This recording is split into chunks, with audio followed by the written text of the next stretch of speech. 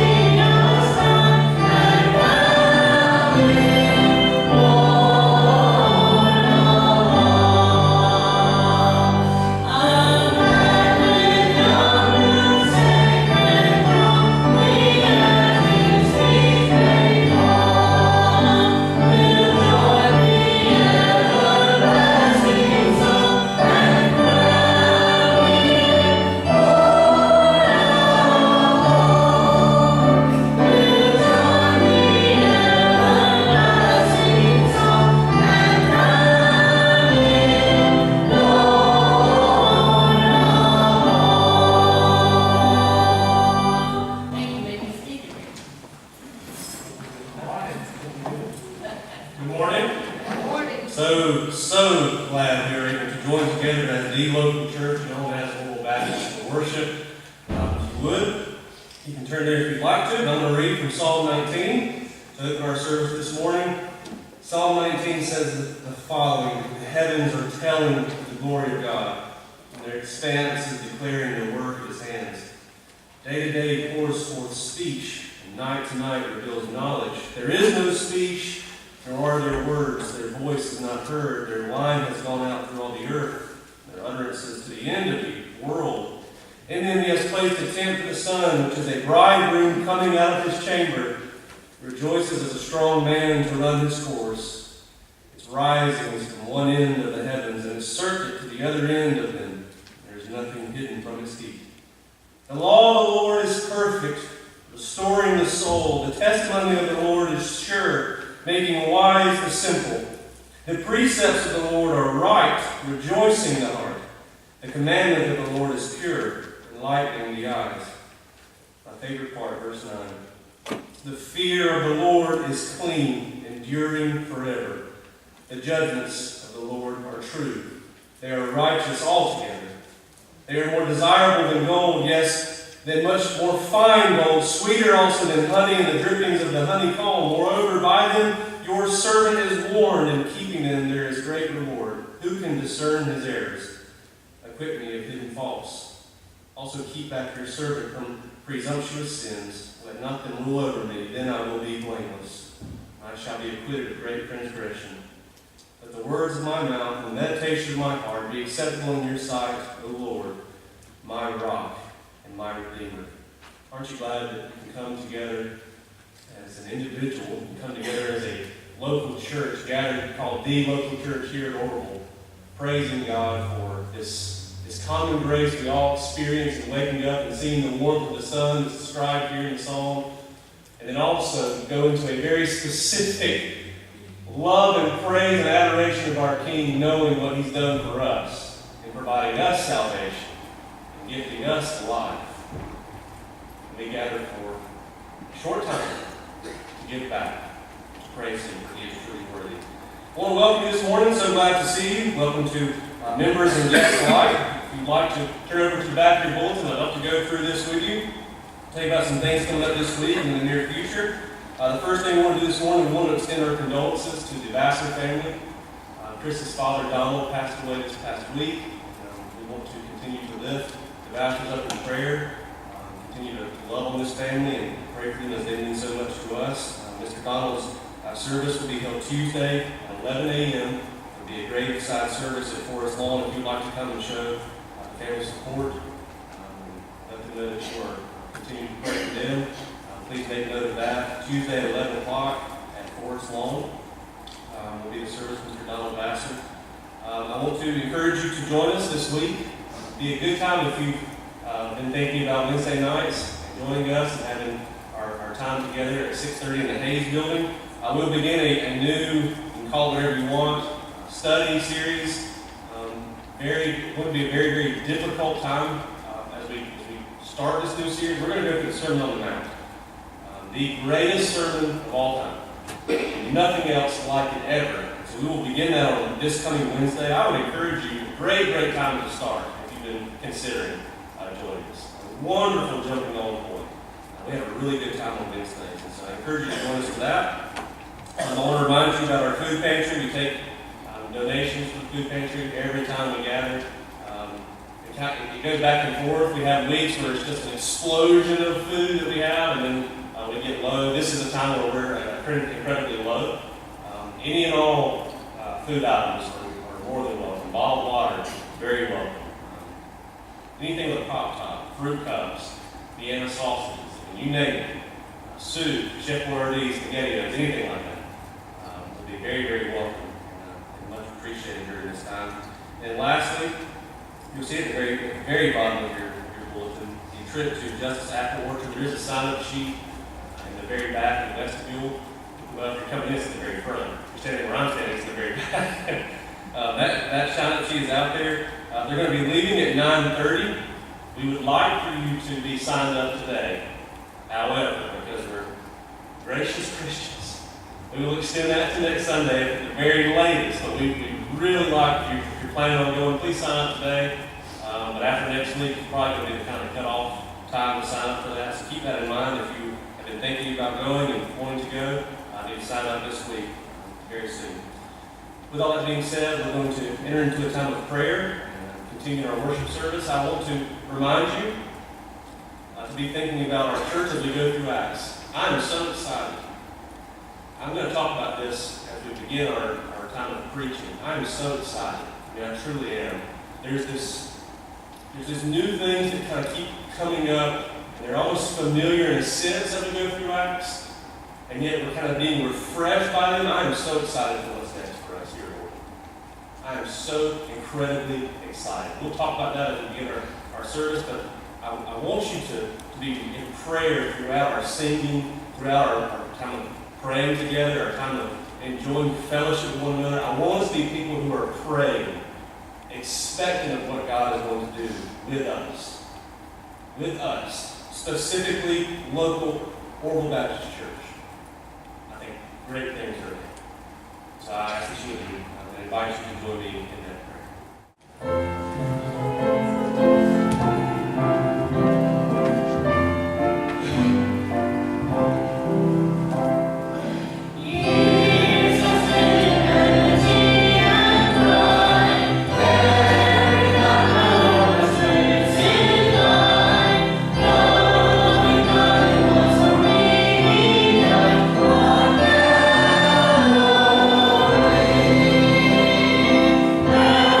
Yeah.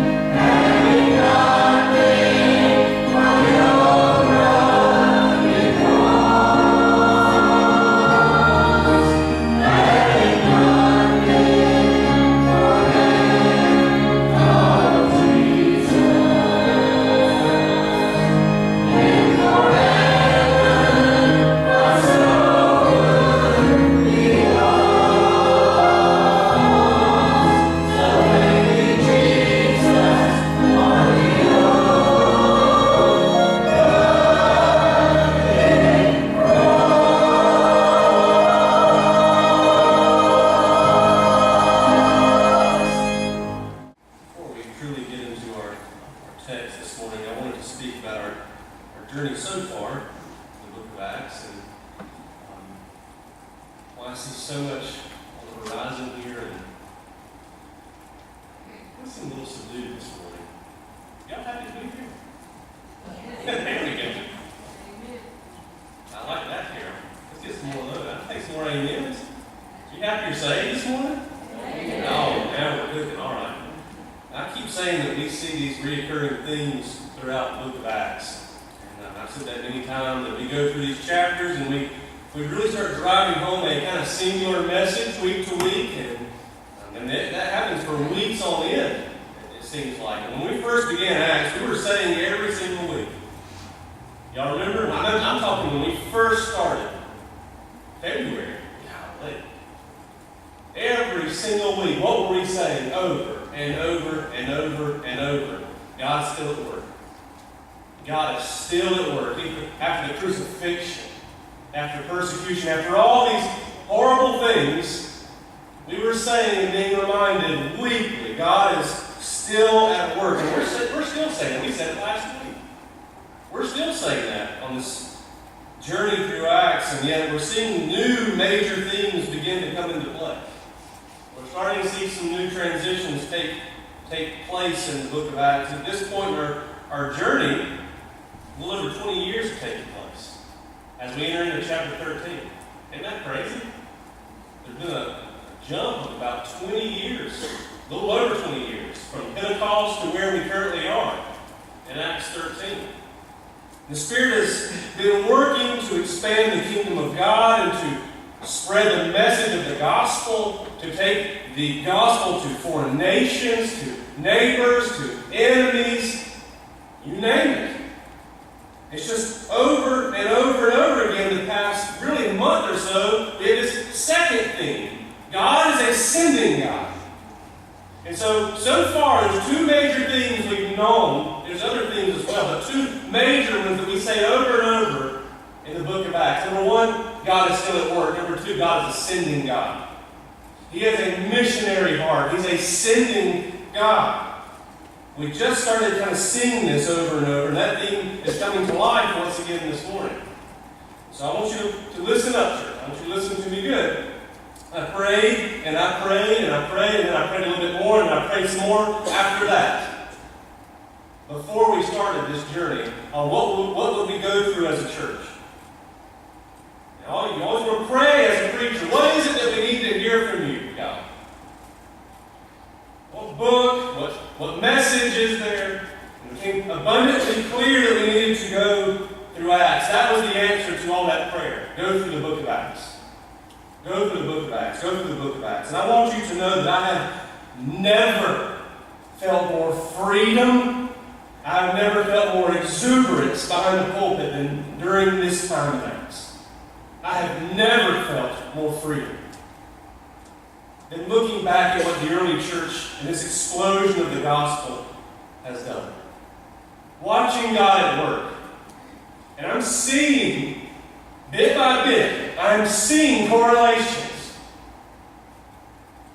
of this early church explosion and what is happening here in 2017. And there's a reason. Acts is not an accident for us. There's no coincidence why we're going through this book. He's been so good to us. God has been so incredibly good to us and has blessed us in abundance, and we don't even think twice about those blessings.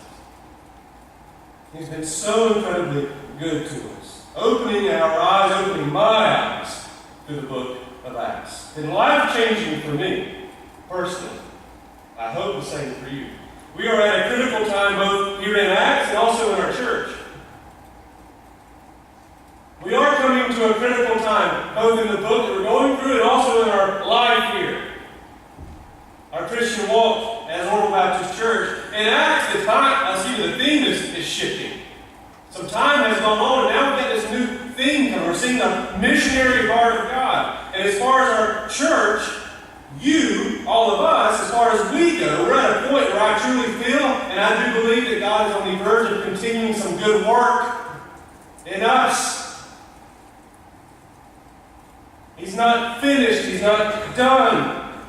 There's something fresh on the horizon. You can call it revival. As an individual, I want you to understand there is an individual revival that happens, but it affects us as a corporate church. I don't care what you really call it, but I feel a refreshment looming within us. Something major on the horizon.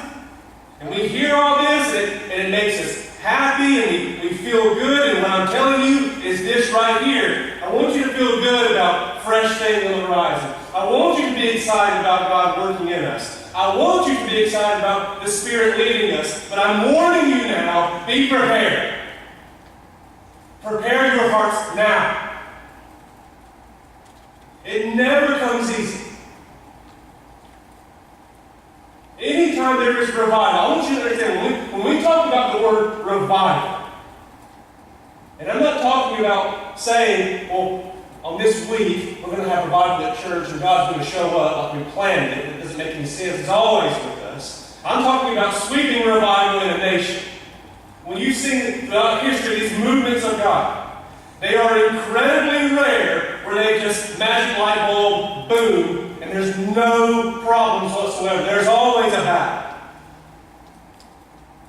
And so I'm telling you, prepare your hearts. For if there is something new on the horizon for us in the local church, there will be a fight.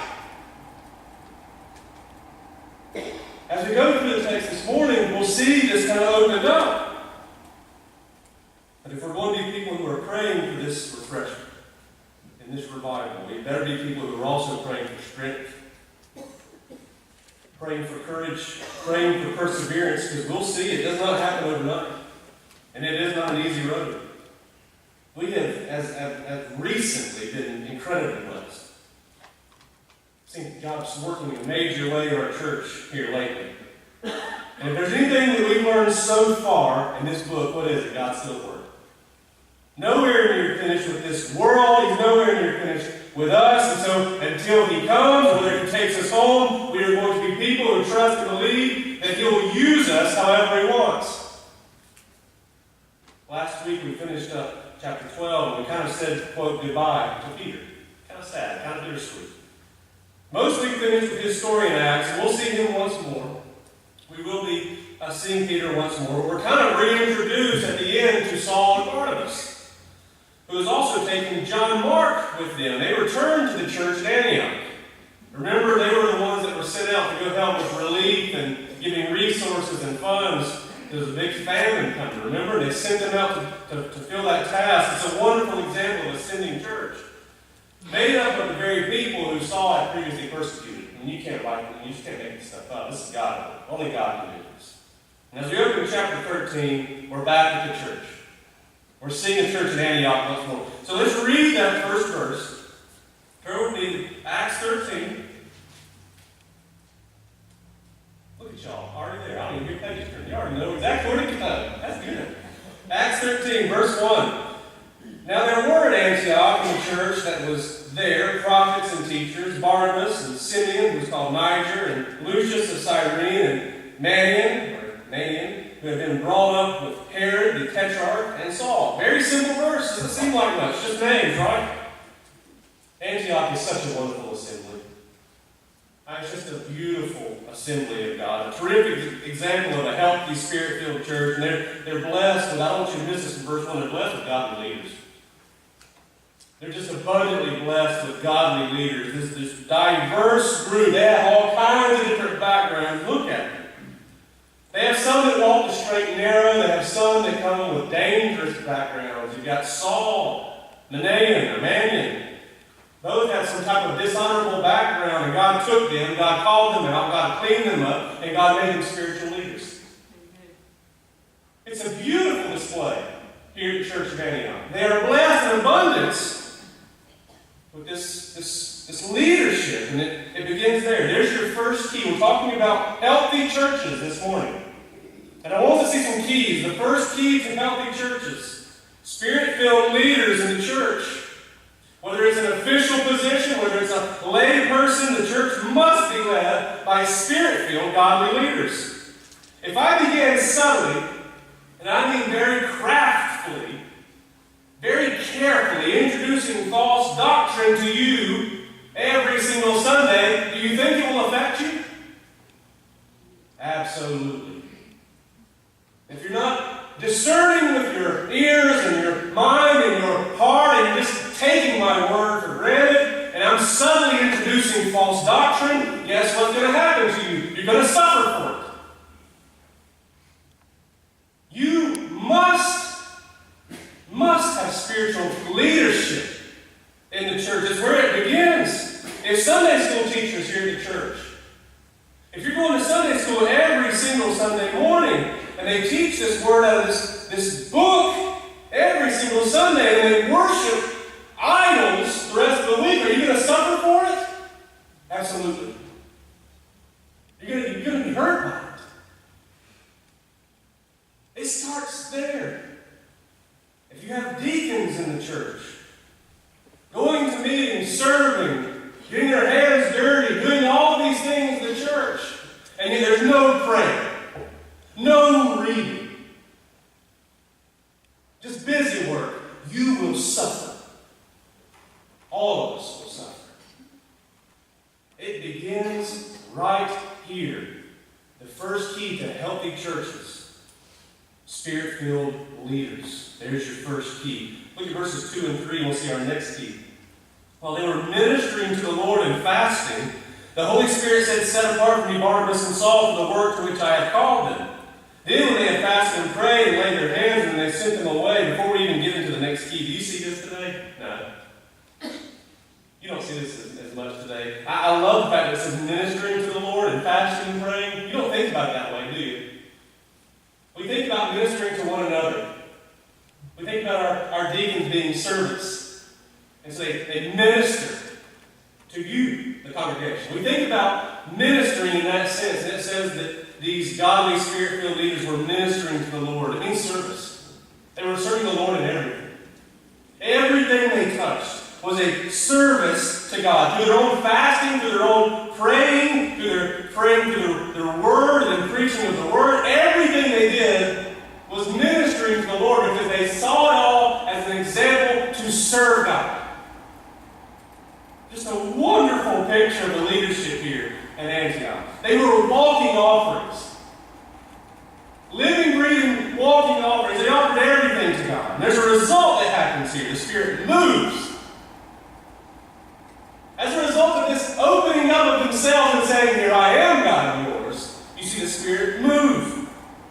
It says the Spirit moves, the Spirit speaks. I don't know how. Through one of them, through a prophet in the church, through apostleship. We're not given the exact details. But it's the Spirit speaking, and the Spirit says, "Set apart for me Barnabas and Saul." And what did the church do? They send them away. Second key here. Listen good. We're getting into life-changing, church-changing, radically changing stuff here. Second key. Healthy churches. Okay? Healthy churches are built on sending, not retaining. We've said this similarly in the past. Healthy churches are built on sending, not retaining. Here we go again. And I want to add a new facet to this idea. This kind of makes it different than last time we said this. There's a new idea happening here. I want you to look again at the church of Anthem. They have these tremendous leaders. They have these men who are Spirit-filled, Spirit-led. They have these men who are ministering to the Lord in everything that they do. They're spending their time fasting. They're praying. They're serving one another. It's no coincidence that God is moving. It's no coincidence that God is calling out specifically Saul and Barnabas. That's what God does in the New Testament church. This is what God does in the New Testament church. He gives these types of tasks to who? Those committed to His mission. He gives this task to those who are committed to the mission of God. And this is, I need to be very careful. There's no other way of saying it. This is where our words fail us. Because I don't want to say that God sends the, quote, best to the church. There's no kind of, well, that's a good church member, that's a bad church member meter. That's not how this works. There's no chart that tells us these things. But what I'm simply trying to say is that the church will always, you all know this too, I'm not saying anything controversial. Every single one of us knows this. There are members in every church, including ours. Every church in the globe has members that if they were to one day just simply leave, you would say we would feel that. Do we not? We would say we would feel the effects of that. If they were to just get up and walk out, we might say something along the lines of we'd be in trouble if they left. Or we might say it would really hurt us if they left. And I want you to see something completely abnormal happening here. This point that's happening right here in Acts 13 flies in the face of everything we tend to believe. Everything. Completely countercultural. You tell me the church in Antioch is a wonderful church. They're incredibly blessed to have these leaders in their midst. Do you think, yes or no, do you think that Saul and Barnabas leaving them would hurt them in some regard? Yeah, you're going to feel it. He spent an entire year training them previously, teaching them. Over a year with them sitting at his feet and he's teaching. You think they had a bond? Absolutely. Think they love each other? Absolutely. Think it hurt them? Yes. And what does God do? He takes them away. Two of the biggest influences in the church of Antioch. And yet, understand something. This is what makes them healthy. The sending of two of their biggest, quote, names is what makes them a healthy church. They're not built on retaining their best. They're built on sending their best. They're not trying to just gather and say, here, say here, say here. They're saying, go. The very best we've got to offer, go. Lay hands on them, go. You have our blessing, go. The Spirit calling you, go. Healthy churches are not built on retaining, they're built on sending. There's so many stories you can read about this. One of my favorites is from a man named David Platt. You probably know him. He's the president of the IMB, International Mission Board, right now. He served as a pastor in Alabama for years. I can tell you a funny, this is a true story, by the way. This is absolutely true. They've always been a, quote, good church. Things changed when he got there. They were not dead by any means, but they had to have some shake-up happen. And I want to tell you what David Platt did. He went to local churches all around him. And he went and met with their pastors and said, hi, I'm the pastor of this church here in Alabama. It's called the Church of Brook Hills. Sat down with them and said, I wanted to ask you a question. And these pastors are thinking, yeah, he probably wants me to give him some wisdom or some advice on ministry or pastoring or something like that, right? And instead he looks at him in the eyes and he says, can I have some members? And they're just flabbergasted by this. And said, if he just asked me if some of my members would go to his church? He said, yes, that's exactly what I'm asking. And then he puts a cherry on top. He says, I have a second question. First, would you ask some of your members if they would come to my church? And then secondly, can I have your very best? The ones that would hurt you to send, could you send those down the street to us? He said he had some pastors kick him right out of the office. Then he had some pastors who were convicted. Then he had some pastors who prayed. Then he had some pastors who went to his people and said, look, here's an opportunity. And some pastors sent their, quote, best of the best. The church at Brook Hills during David Platt's time became, I'm talking, the premier sending church. The man who went into church pastor's offices and said, can I have some of your members, some of your best members? That church became one of the premier sending churches in all of America. David Platt had people leaving weekly. It became the norm for people to come down to the front and say, I need to go. Not down the street, not to the adjoining state. Me and my family are applying to go overseas. It became a weekly occurrence.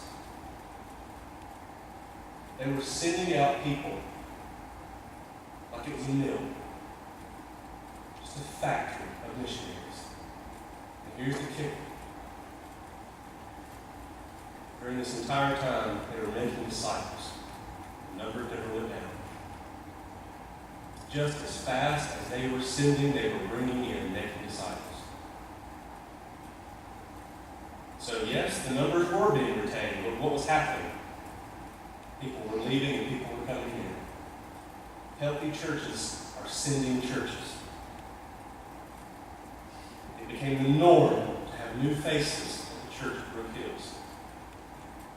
Because people couldn't stand in their own conviction. They said, I have to go. I feel the calling of God in my heart, I have to go. It's an incredible, incredible story. It should be the norm. This is so countercultural to today's church, the modern church. We're so focused on keeping everybody content and keeping everybody happy, retaining our numbers, being comfortable. Listen, I'm not trying to just cause a stir, but this is the antithesis of a healthy church. Comfort is the antithesis of a healthy church. It will kill the church. Comfort. From the inside out, it will destroy. It is deadly. It is poison. But the Spirit-filled, Spirit-led, sending, missionary, heart mission of God, church. Oh, how God is glorified in that. When we say, not about me and my comfort, not about what I want, but about God's mission. How healthy that church is. Retaining church members with no activity, no sending, no mission work, no sending of missionaries, that's bad retention. Retaining numbers, so to speak, because you're making disciples as you send, that's a healthy church, that's a Great Commission church. Now listen, I love you all. I hope you love each other. I enjoy seeing your faces. I enjoy seeing you smile. I enjoy singing with you. I enjoy praying with you. I like that I can come in here on Sunday and for the most part, very familiar faces. I love that. Been here 9 months. I have enjoyed getting to know every single one of you. Highlight of my life. I hope that you feel the same way about me, and I hope that you feel the same way about each other. I hope that love exists among you. But consider this for a moment. Just think about this for a moment. What if one of you came forward and you said, I know I do a lot here, and I feel like I need to go to Zimbabwe and plant a church. What would you do? No. Say. You can stay here. You're too important to go. You're too important to me. You do so much. What would be our first instinct? Would it be to claw and to grab and to hold on? Would it be to, let's train you, let's prepare you, let's raise funds for you, let's send you? What will be our first instinct? To claw and to fight and to beg and please don't go, is the antithesis of a healthy church. But to say, let's get you going, oh, how healthy that is. The mission of God is important to us, and it should be important to us because it's important to Him. And so instead of thinking about retaining what we have, let's pray that we make disciples and begin being a sending church. That is the mark, the key to a healthy, Spirit-filled, Spirit-led church. Make disciples. Make disciples. Step out of the comfort, the ordinary, and make disciples. I'm going to read a good chunk here. I'm really going to break this down into 2 parts.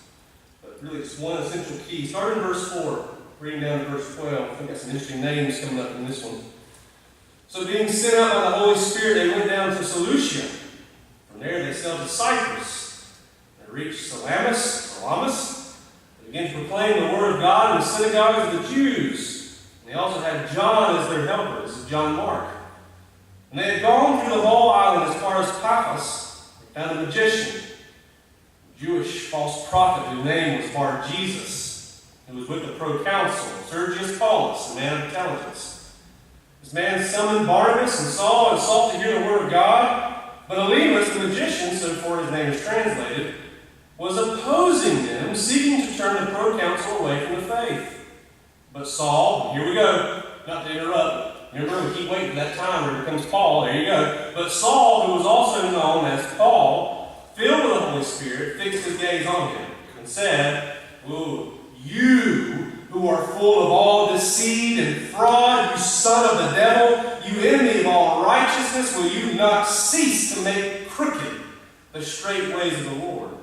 Now behold, the hand of the Lord is upon you, and you will be blind and not see the sun for a time." And immediately a mist and a darkness fell upon him, and he went about seeking those who would lead him by the hand. Then the proconsul believed when he saw what had happened, being amazed at the teaching of the Lord. Third key for us to see this morning: healthy churches persevere through spiritual warfare. Healthy churches persevere through spiritual warfare. Probably one of the most understood realms of our faith is spiritual warfare. We turn into something that is absolutely not. We need to be reminded of something this morning. Our battle is not against flesh and blood, but against what? Principalities, demonic influence, the enemy.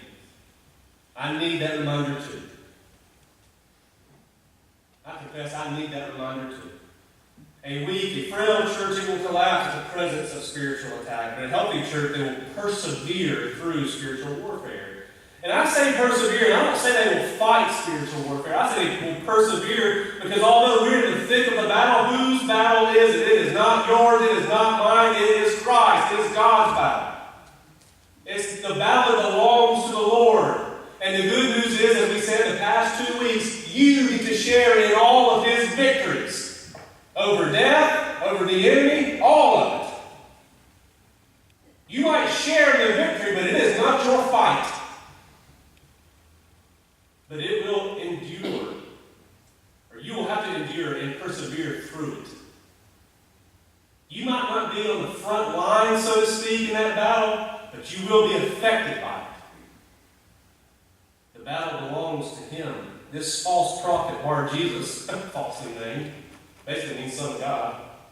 My goodness. Also goes by Elymas. He's a traitor to his own faith. He's a traitor to his own faith. And if that wasn't bad enough, he's a heretic. He's a sorcerer. He's completely blind to the spiritual work of God. And what does Paul do? He calls out evil. He calls evil out for what it is. He sees what's happening. This is what the enemy does. I want you to understand how the enemy works. He tries to make the straight path of the Lord into a crooked one. That's what Paul's accusing Elymas of doing. Paul and Barnabas had come, they'd gotten the proconsul as their audience. I don't know how they worked that out. We're not given that detailed information. But their work was so big that the proconsul wanted to see what was going on. And what does the enemy do? Tries to derail the work of God. Folks, I'm telling you, and I said it at the very beginning, if you're going to seek and you're going to ask God to use you for his work, you had better prepare for this fight.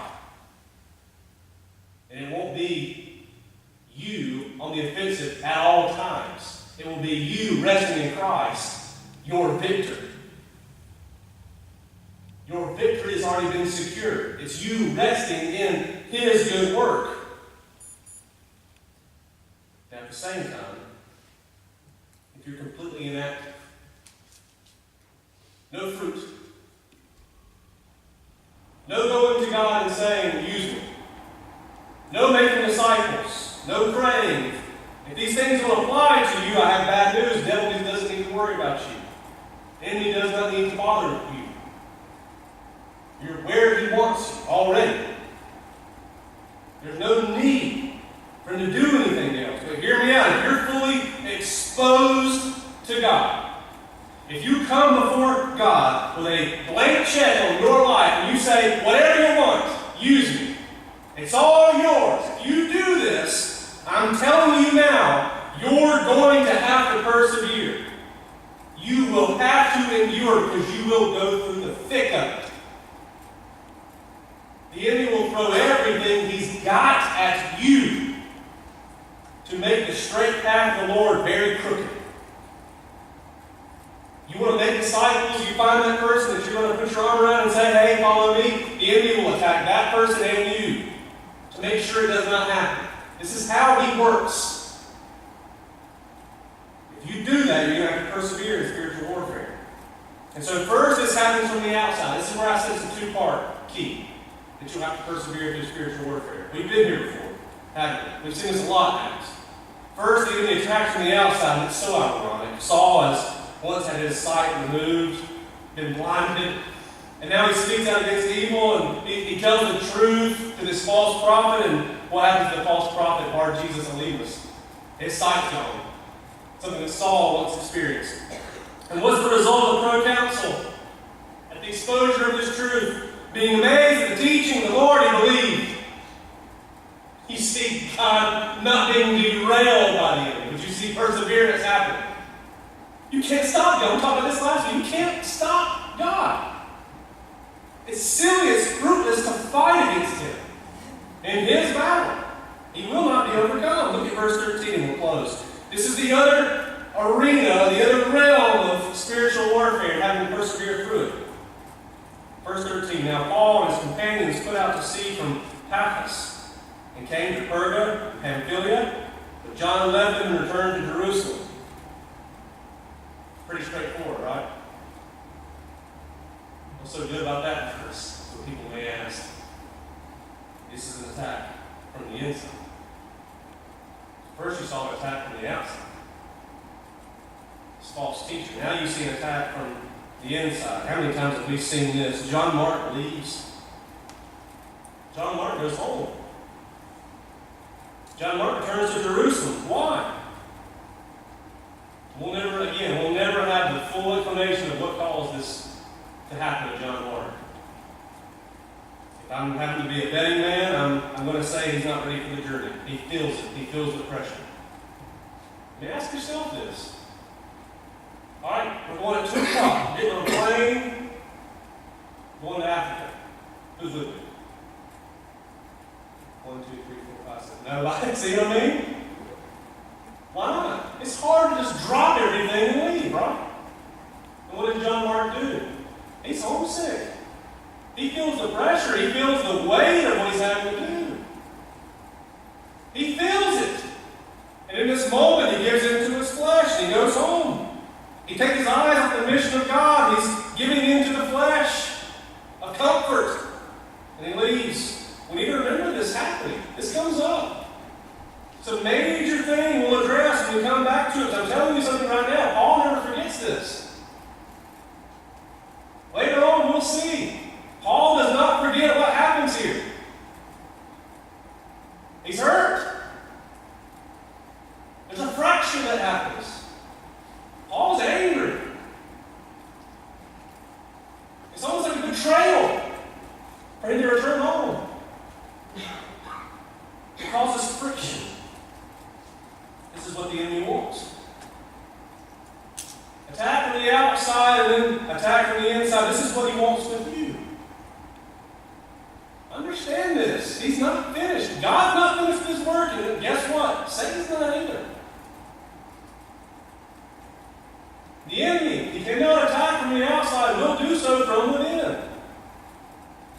Right now, the enemy would love nothing more than for us to all strap on a pair of boxing gloves and start beating each other up. He wants hatred in the church. Friction. He wants to throw a wrench in the gear to stop the advance of the gospel, to stop the work of the church. This is how the enemy thrives. I'm warning you now, this is what he wants with you. All of you, me included. Some of you this morning are telling yourselves, I want to do more. And then you hear a message like this. You say, you know what? I do want to do more. I do want to be excited about making disciples. I believe that God's not finished with his work. And you hear this and you go home, you can say, you're right, I do want to do more. I want to live the heart of the missionary, even if it's here and not way over there. Wherever I go, I want to have that missionary heart. And as soon as you say it, it's a constant cycle of saying, yes, yes, I will. You say, I'm not so sure. That's called spiritual warfare. That's the enemy creeping doubt into your head.